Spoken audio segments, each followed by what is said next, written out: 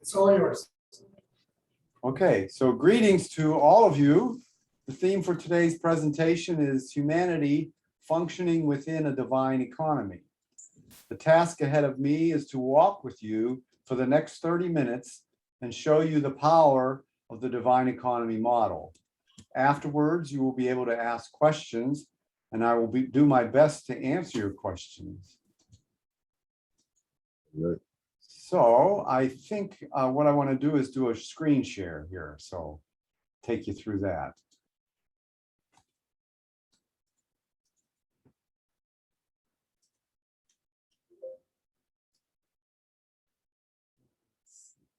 One on these little things here.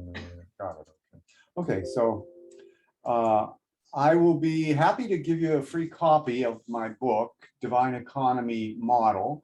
There are 4 ways to get it. You can get three different digital versions: a PDF, an EPUB ebook, a Mobi ebook, or you can also get a free copy of the printed book if you'd like. The divine economy is an abstract concept. Going from abstract to real requires deduction and visualization. So, what does the economy look like at the macro level? It all started here. This is the image that appeared to me in a dream. So we have 4 components here. You have human spirit, transformation, law, and order, all a part of the divine economy. Using deduction and using my training as an economist in the classical liberalism tradition, I proceeded to uncover the mysteries of the economy. The task ahead of us is, if we can successfully visualize the macroeconomy, we can begin to see how we function within a divine economy. So I want to give you a way that will help you to visualize the economy, because visualization is what will be important. And so first, let's visualize the macro economy. Transformation is what's taking place. So if you look at that first diagram, what appeared to me in a dream, we have human spirit, transformation, law, and order as part of the divine economy. So the first step then for me as an economist was to recognize the interrelation and the dynamic nature of all those components. And so that's represented by these double-ended arrows that goes back and forth between all those components. And that's called, that diagram there is known as the the skeletal structure of the divine economy. And then what I did is I added to that economic elements. So for the order, we added market for the order component, we added capital structure for the transformation component, we added property rights for the law component, and for the human spirit component, it's adding this purposeful action that takes place with every human being. So that, if we go back just a second, so that has some of the components that are necessary to see what the economy looks like, to be able to visualize what it looks like. But entrepreneurs are what drives the economy. They seek out what's desired and they take risks to make it happen. So that is an important component of the economy. So that's what's added into this then diagram.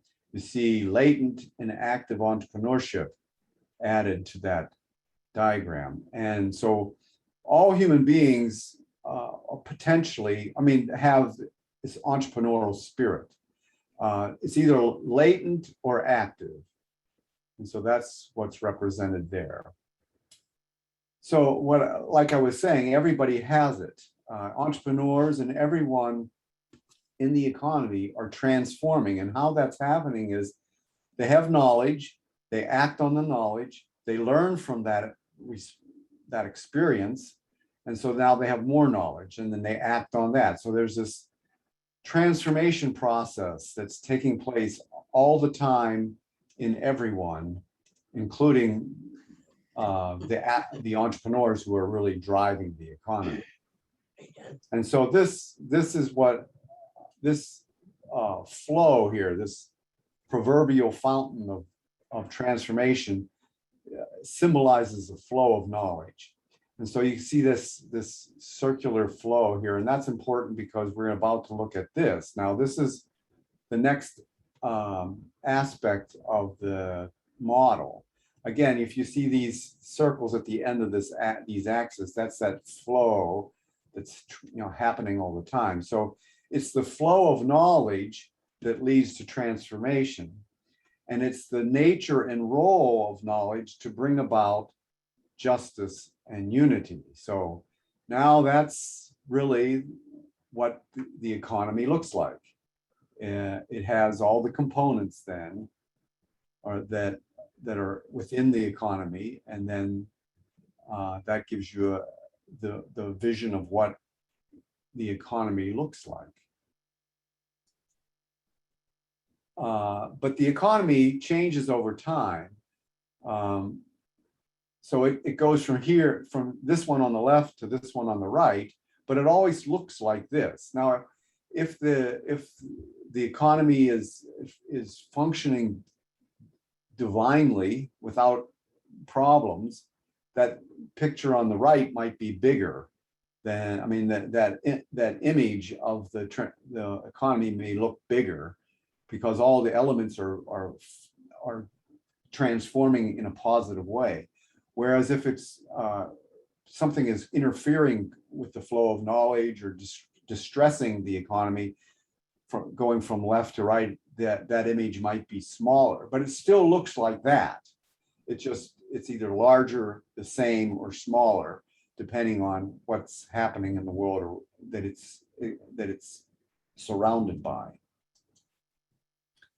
So movement to the right is an ever advancing economy. So is what shows an ever advancing civilization. So that axis, this is kind of a shorthand version of what's happening in an ever advancing economy.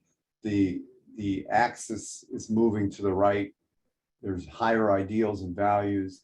The mankind is maturing. There's prosperity because the economy is moving in that direction. So that shows you what an ever advancing civilization is, that movement to the right as over time. So that's a kind of a view of the macro economy. And so what we're going to do now is look at the microeconomy. The divine microeconomy is also an abstract concept, just like the economy itself is an abstract concept. The microeconomy is an abstract concept. So going from abstract to real requires deduction and visualization. So we're going to try to see what the visualization of the what the economy looks like at the micro level. If we can successfully visualize the microeconomy, we can begin to see how we function within a divine economy. So if you look at this diagram on the right, you can see it's kind of the image of what we just looked at. We've got these axes, and so that's very similar to what we're possibly familiar with as a standard three-dimensional figure of X, Y, and Z axes. And here on the divine economy, we have this X, Y, and Z axis, but it's a transformation order, or X being order, Y being transformation, and Z being justice. Now they have their other ends, so order and law, justice and unity, transformation and human spirit. So we're looking at the microeconomy. So what basically happens is we're looking at the divine microeconomy tapestries, and there are 6 of them, because where we get the 6 is we're looking towards the center of the model at the micro. We've had this macro model. Now we're bringing it down. We're looking at what's at the heart. So we're looking internally, and where we're looking at it from is the vantage points at the end of each of these vectors. So that's, to make that simple to understand, it's like you're looking at your computer screen. So your cell phone, or if you look at the wall and there's a tapestry on the wall, you're looking at it from one point and you're looking at it. And so what you're seeing is a plane, a two-dimensional plane, like a tapestry on the wall. And each vantage point gives you a different plane, a different perspective. So there are 6 of them. So if you're looking at from the law end, you see this plane. That's a tapestry of the law perspective. You're looking at from the end of the order, you see this order perspective. Look at human spirit perspective. You look from transformation, end of the transformation vector, you see the transformation perspective. From the justice, you see the just perspective, and from the unity, you see the unity perspective. And what that all amounts to is the model, the microeconomic model. So what do the tapestries look like in the model? The tapestries are in your mind and your heart, and these tapestries are where the human virtues reside. So you have 6 aspects of this model. They are these planes where the human virtues reside. And so we have examples of the magnetic virtues that attract the minds and hearts of men and women. So on each of these tapestries has these virtues on them. And so, like, for instance, the law tapestry has things like love and obedience, and order would have things like flexibility and moderation. The human spirit plane would have things like excellence and purposefulness. The transformation tapestry that's in your heart and mind would have things like enthusiasm, self-discipline. The justice plane would have things like assertiveness and helpfulness. In the unity plane, things like friendliness and tolerance. So those are the places where they reside, and that's part of the model. The model shows that. Oopsie. Okay, so now here's the actual model itself. It's from cause to effect, from east to west, from virtue to service. So the appearance of the virtue, the appearance of the names of God yields a service. So we have a virtue, and it basically yields or manifests a service or a product. And that what basically inspires either the further refining of that virtue or the acquiring of other virtues. So when the virtue appears, the virtue in your mind or heart, maybe one of those tapestries in your mind or heart is more dominant than another, or more important to you at that point. So it's kind of comes to the surface, and there's a certain virtue on that comes to the surface, and it expresses you. So that's the one that comes to the surface, and service comes out of it. It could be a service or a product, and that then is what's happening at the micro level in your heart, in your mind. And so again, it's this refining of the virtue and acquiring other virtues and converting them into services and products. That's this transformation process that's happening within every human being. So this is the microeconomy. This is the economy at the micro level that's happening in every human being. So this origin of value, which has been sought after by philosophers and economists from the beginning of time, is now known with certainty. All value originates from the appearance of the names of God. And so at the level of the microeconomy, you want to find,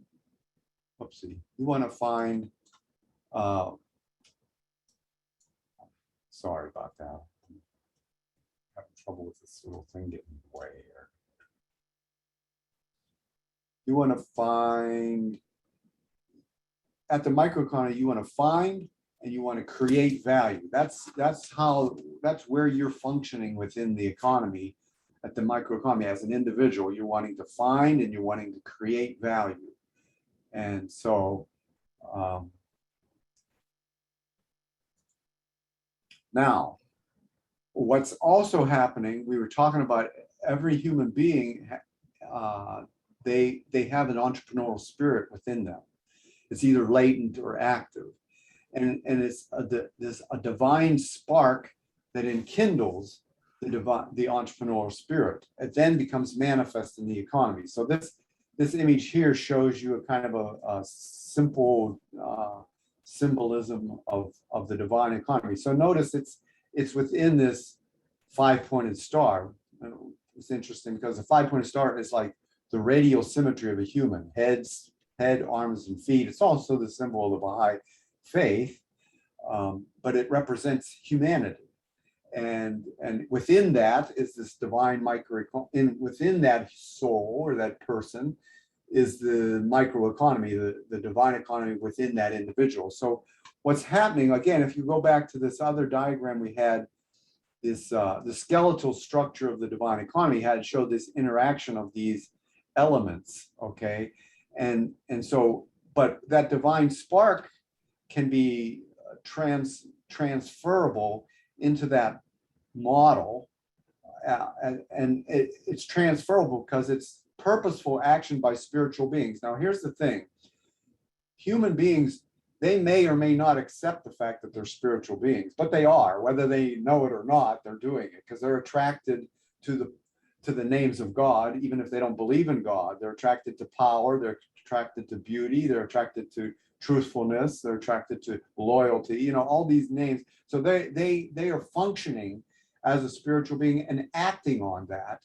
So there's purposeful action taking place, and this divine spark is they're then behaving, taking action based on trying to perfect, become more perfect, to seek out unity, to be more created in the image of God, to search for justice. So all those things are what's causing that spark to ignite. And so that's what's happening inside at the micro level. So we're done now with macroeconomy and we're done now with the microeconomy. So what we want to know now is, what does the ethical economy look like? Again, the ethical economy is an abstract concept. So going from the abstract to the real requires deduction and visualization. So for the visualization part, that same model that we had at the very beginning, the skeletal structure, we're now going to focus on the ethical strand, which is this human spirit transformation portion of the model. So that's the ethical strand of the model. And if we can successfully visualize an ethical economy, we can begin to see how we function within a divine economy. So we have this ethical strand here, this human spirit transformation. And that's happening within the greater world, which is influenced and is driven by what's happening by God, which is divine revelation, which yields a divine civilization. And the commonality of it is, like it says, these three tiers. Okay, you got divine revelation, divine economy, divine civilization. You have transformation that's happening within this from human spirit transformation by the divine economy. So you have this three-tier strand in the model, the ethical portion of the model. But what's common then across, going laterally, horizontally, we have this common element. It's the divine economy, and it functions in both of those. Okay, so one distinction you'd see here is on the left side, it flows both directions. in the right side, it's unidirectional. It goes from divine revelation to the divine civilization via the divine economy. And so the ethical economy is one that's compatible with the teachings of the divine ethicists. So this divine revelation, these revelators who come, they are the divine ethicists, and they're the manifestations of God, and they bring divine revelation to humanity.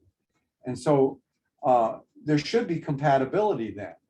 And so we have here a design of Abdu'l-Baha, which shows this three tiers again.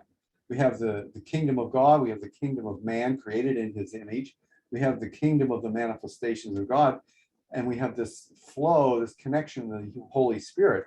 And it's very compatible and parallel to these other components. And so that is an essential element to see what the model of ethics of the divine economy has all of those within it. So these divine ethicists appear in every age and bring what is needed to establish a divine civilization. So here's the shorthand version of that: divine revelation, divine economy, divine civilization. It appears, then it appears, and it appears over time. And that shows here in this other diagram too. Over time, we've got this progressive revelation. Basically, we have divine revelation, divine economy, divine civilization occurring, and then it occurs again, and it occurs again, and it occurs again. And then this point here is the appearance of the universal manifestation of God. But it's the cyclical nature. The model of the ethics of the divine economy has a cyclical nature to it, and you can see it there on both of those kind of diagrams.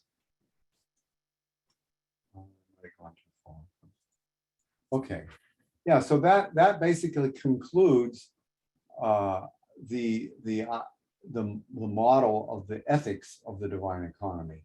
So we're now going to look at what does economic justice look like.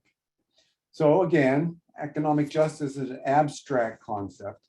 To go from abstract to real requires deduction and visualization. So we're going to kind of try to get a visualization of what economic justice looks like. So we have this equilibrium thing, this power of equilibrium that's in existence and affecting everything. The economic equilibrium we have is that point right there. There's the equilibrium point, and it's balancing liberty and justice.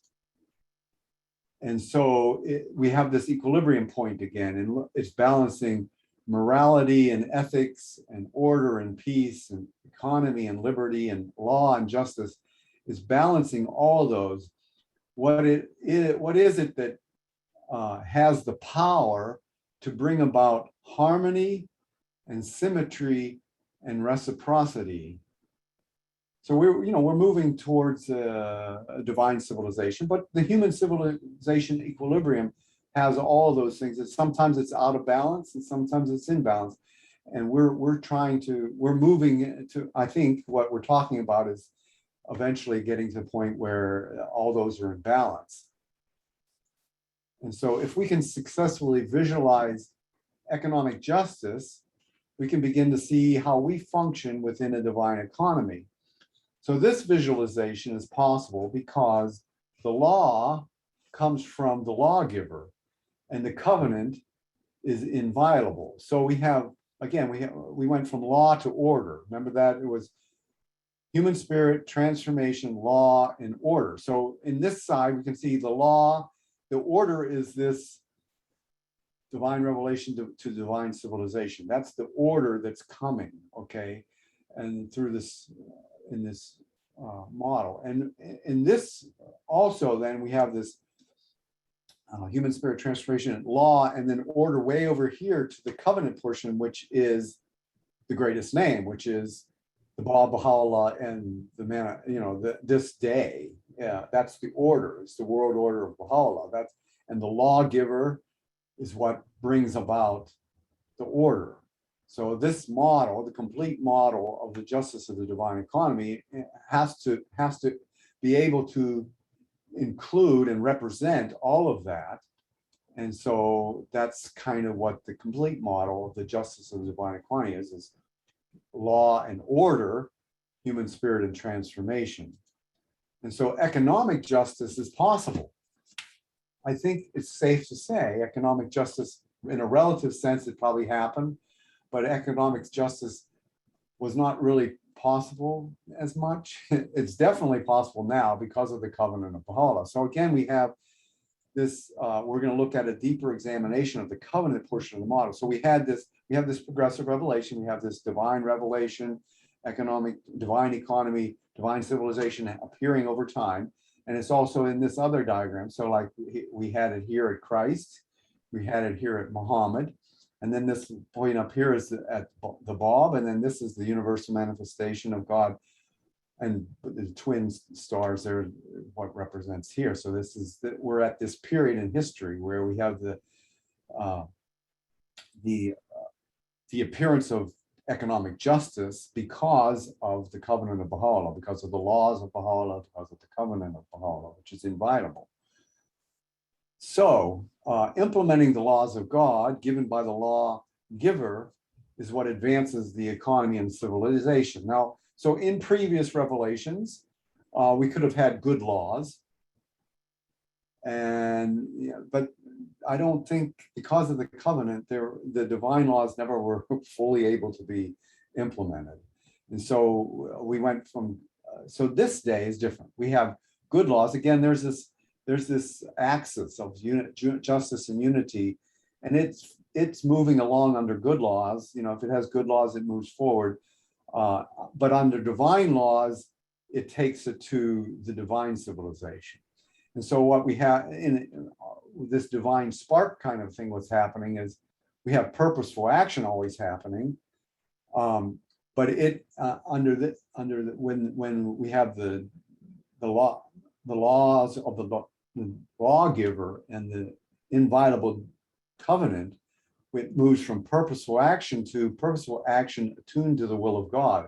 That's what enables the divine civilization to come about, which is part of the model, which is what the purpose of the manifestation of God is, to bring about a divine civilization, which is now possible. And so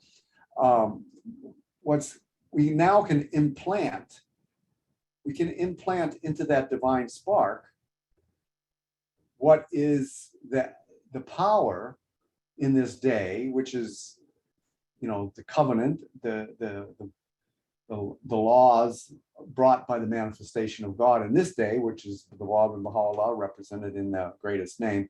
So we have now this divine spark that's creating all the purposeful action that's happening in the world, striving for perfection through refinement, striving for unity through social interaction, striving to be created in his image through more virtues and fuller capacity, striving for justice through dignity, all connected to the center, which is the manifestation of God for this day, Baha'u'llah. In summary, though, the manifestations of God are divine economists, because the revelation comes and then the action. Okay, so economics is the study of the means to attain the ends chosen. So the ends chosen, divine civilization, that comes as a result of divine revelation, and the means are all the laws and the ordinances and the teachings of the manifestation of God. Those are the means. And so who brings those? It's the manifestations of God. So they are the divine economists that have come in every age, and so it's their laws and their teachings that brings about the divine economy. So this is a quote I love of Baha'u'llah. God, the true one, beareth me witness, and every atom in existence is moved to testify that such means as lead to the elevation, the advancement, the education, The protection and the regeneration of the peoples of the earth have been clearly set forth by us and are revealed in the holy books and tablets by the pen of glory. Baha'u'llah, Ya Baha'u'llah. And so again, I'm happy to give you a free copy of this book. It goes into more detail, and then that also connects you to the other books if you're interested. Anyway, it goes into more detail about this model that I just presented to you. I hope that was not too overwhelming. It was quite interesting, hopefully, for you. And so I'm ready to end this share and get back with you guys. So. Wow and wow and wow. Okay, so I know that so packed full of information, there's got to be questions that maybe Bruce can address and make it more clear on a certain aspect of what he was talking about. So please, anyone.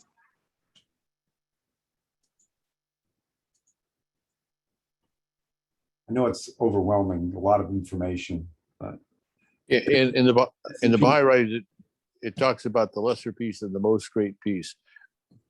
I assume what you're talking about, that even though people may not be aware of or believe in God or believe in the spiritual nature of God, by virtue of just what works and what is sustainable, it appears that when you look around us, even though there's a lot of chaotic moving back and forth, it seems that the lesser peace, the establishment of a world economy, the establishment of a world communication system, the standardization of items that are used, go on and on. Language, even, English is becoming in many areas kind of the standard for aviation and science and medicine and such, that these unknowingly, because it's what the world needs, that the people that are aware and unaware are moving towards this lesser peace. And what I guess I got from your talk is, in order for it to be sustained and really meet the ultimate goal, there has to be some recognition that this is not just happenstance, that it's actually a divine, organic inevitability that's come from the manifestation of God for this time. yeah, I think that's the points that I think come across with the divine ethics. I mean, the ethical economics and the economic justice, because the other part gives you some economics, and then when you get to the point is really what's needed for movement forward is recognizing that there are divine ethicists, and that there are in the same sense there are the lawgivers, and that's what is the true purpose of that. You have to understand that to get past from the lesser peace to the most great peace. You have to recognize that, seek it out, because it's can be sought and found.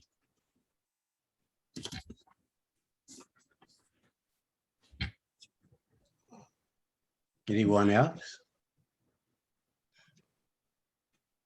You must have done a really great job, no questions. Yeah. I saw a lot of stuff in there that just,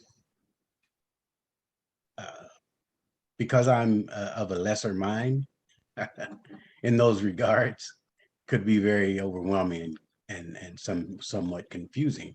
But what you kept coming to and what kept me on track was that the manifestation of God is the balance, is the power, and that the teachings that they bring, and when we incorporate them in our lives, when we take in those names of God and become those virtues, the more and more we do that, the more and more we're going to act in service. We're going to be purposeful in everything that we do, so that in the economy that we're all in, it's going to be driven towards virtue.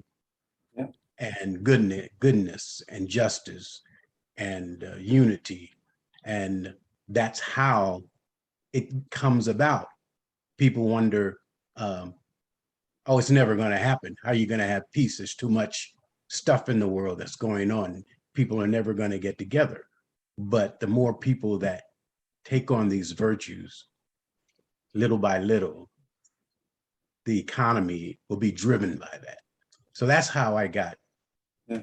That's what took me to understand that those models, that in those of your presentation, it helped me keep it in perspective. Yeah. I appreciate that. Thank you very much. Well, yeah, I think the thing is, what I've found for my own self is that when I understand the models, it's funny because I didn't plan anything. It happened as I was unfolding. But when I think about the models, it helps me spiritually to understand things. So it's kind of like, I don't know if you have this one book by Dwight Allen. He put together these selective readings, daily readings, and on each page he has like a little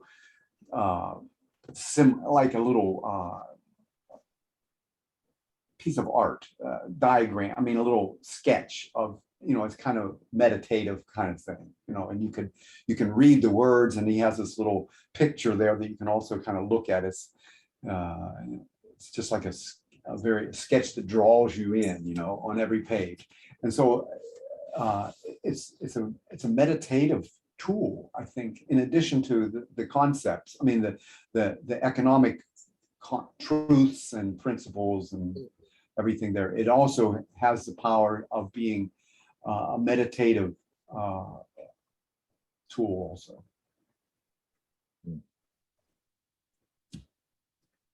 Like, for instance, so that picture of the macro economy, that simple, if you just took out four pictures, one of the macro, one of the micro, one of the ethical economics, and one of the economic justice, if you just had those sitting next to you where you pray or whatever, and you picked that up and looked at it as a meditative tool as you're praying, it opens new doors. It's kind of interesting. Yeah.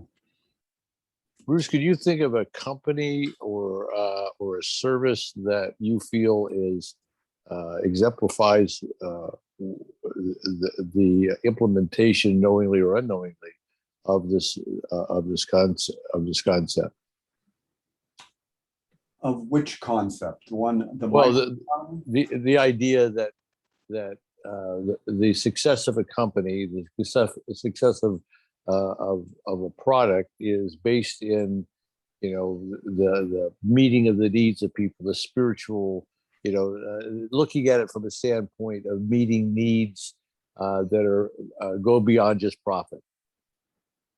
Well, to be honest with you, every thing out there that people want is an example of it, because the reason they purchase it or they are attracted to it is because in their minds, in their heart, they see a name of God, and it's attractive. It's a magnet. They go towards it. They may be completely oblivious of that it is a name of God, but it's something that's stirring them, and that's what's attracting them. And the same thing with those who are producers. They may not know why they're, ultimately why they're producing it, but they know that if they produce this thing, people want it, and they might not know why they want it, but and so I think everything out there is like, in a sense, again, this meditative point where you see God in everything, that's a meditation, but it's also manifest in that reality that, and so the progress of mankind is unstoppable, because humans are like that. They're a moth towards the light, and so the speed of this transformation as an individual, the speed of the transformation of civilization is all contingent on the spiritual maturity that's taking place. Now, the sooner they recognize, the names of God and things, the faster civilization and themselves transform. And the sooner they recognize, that there's divine ethicists, that there's a lawgiver for every age, that's all speeds everything up, and so I don't know. A specific example, like I said, I think everything that's out there is a specific example of it.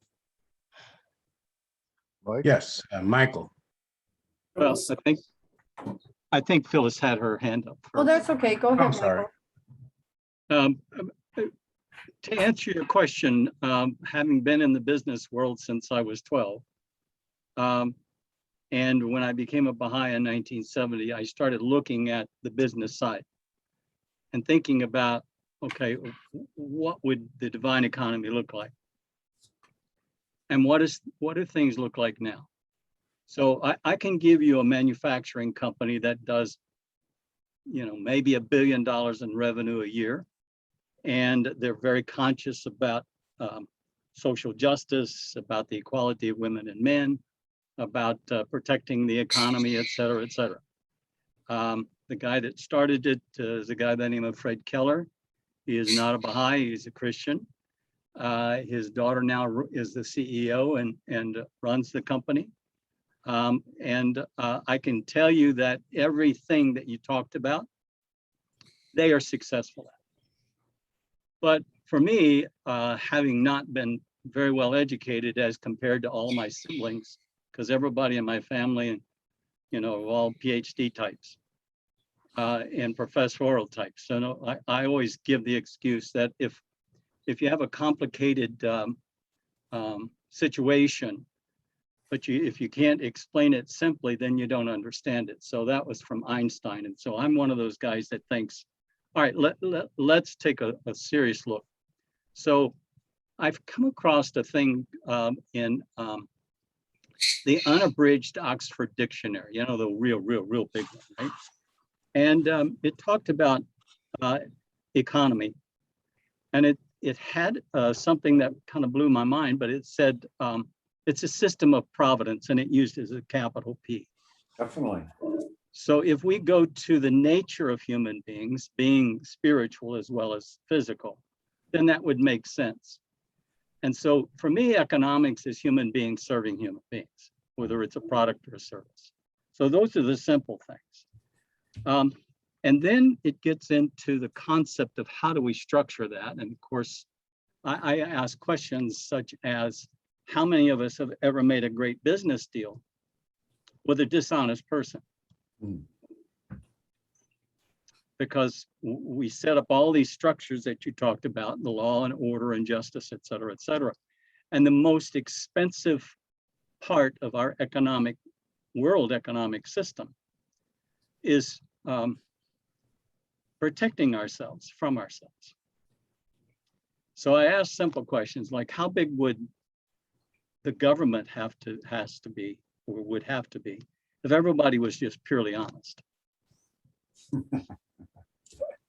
I mean, if you want to meditate on that. How big would law enforcement be? How big would jails be? How big would government or armies be, et cetera, et cetera. So we spend our greatest portion of our world economic system is built around trying to protect ourselves from ourselves. So I always ask to start with, how many of us made a great business deal with a dishonest person? It just doesn't happen. So, economics is very deeply spiritual. And so I like to keep it as simple as I possibly can.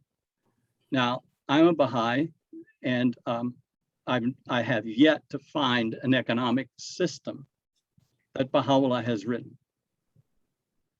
What Baha'u'llah has given us is all the spiritual teachings to build an economic system. But he allowed for ownership, and he's allowed us to be entrepreneurs. But the ultimate thing is about service to one another. Mhm. Because whether we get paid or not, because there's not a whole lot in the Baha'i scriptures about retirement. How many of you found it? Work is worship, right? So the concept of getting paid is different than the concept of kicking your, shoes off and putting your feet up and retiring. We're out there to be of service in some fashion, whether we get paid or not. And the scriptures do tell us that we have to have a means of livelihood. We all have to have a means of livelihood. So we're supposed to work. So I just wanted to throw some of my thoughts in, when we're trying to design systems. I mean, I do know companies that are extremely spiritual, and they have all the laws of what I would refer to that we find in terms of guidance from Baha'u'llah. They're in their companies. And when you go there, I think they have maybe 10,000 employees. And I guarantee you, every one of you use their products. So I won't go into, it's called Cascade Engineering if you want to look it up. And they're headquartered in Grand Rapids, Michigan. But that's only one example, and I can give you many around the world. The idea there So is really, let me, let's be um, spiritual, and then it'll affect the economy in a very Yes. positive. yes, Michael, let me get to Phyllis. Phyllis, yeah. Okay, so Michael, you said you understood to a much higher level something and spoke to a much higher level something that was my comment. So I'm a nurse. I am definitely not a business person. So this was a reach for me to understand, but I could still relate to it because even as nurses, we were talking last week. Why do these rich businessmen like Elon Musk and, the others, why are they spending money to go to the moon when the governments are already doing this? Why aren't they spending this money on businesses to improve humanity? It's got to be profit. It's not virtues. So the other part that I found really interesting about your talk, Bruce, is that I'm a nurse. I'm an Indian. I'm not a chief, but I'm wanting to open an Etsy business within about a week. So I'm looking at your charts going, okay, I'm the microeconomy. And where am I finding my audience and how am I speaking out and what am I doing with my product that could help benefit? What am I doing with that? Because I'm not doing it for huge financial gain, but I want to do it to get the word out about living more virtuously for everybody, not just Baha'is, but I want to incorporate other religions in the products that I sell. So interesting talk. Thank you. You're welcome. We're getting close to our close, but there was a question about, or there was a comment that the writings don't speak much about economics. But I just found not just found, but I've seen a letter from a tablet of Abdu'l-Baha. And if you don't mind, I can read some of it. It's an extract from a tablet of Abdu'l-Baha. And it starts this way: the question of economics must commence with the farmer and then be extended to the other classes, inasmuch as the number of farmers is far greater than all other classes. Therefore, it is fitting to begin with the farmer in matters related to economics, for the farmer is the first active agent in human society.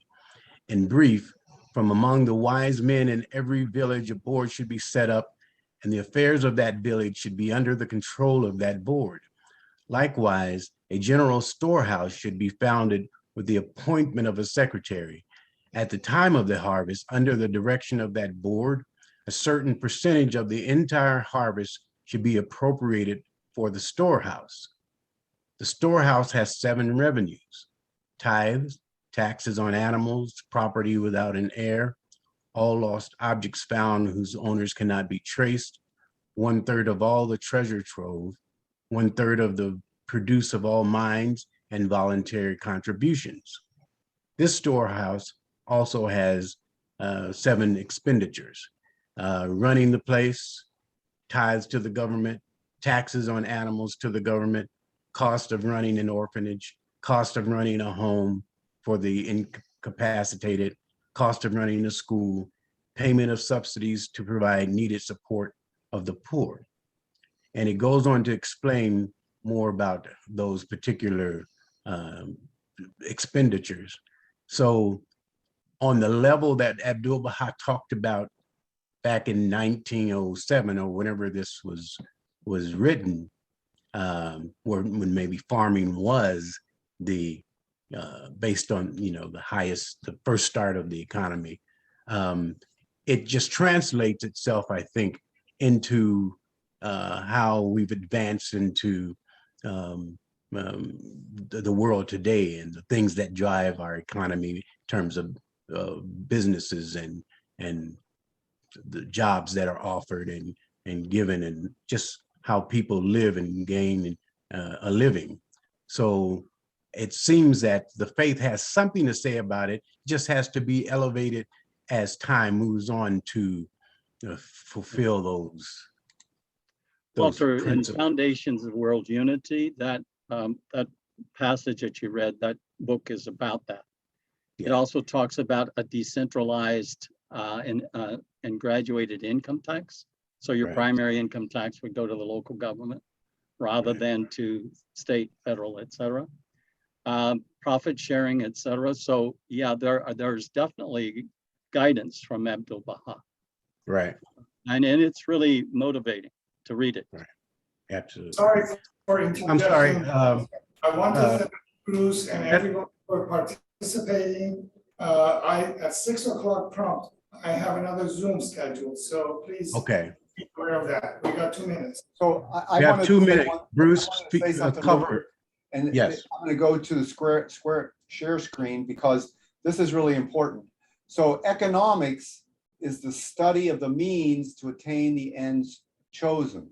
So with regards to whether there's anything about economics in the writings of Baha'u'llah, it's full of it, because anything that's discussing the means to attain an ends is economics.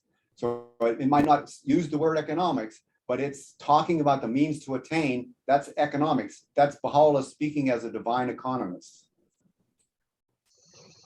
Well, we appreciate that, and thank you so much, Bruce, for Welcome. presenting. We Thank honor you very that. much. Good for seeing all of you. Thank you so Next much. time we'll be doing something else. Okay.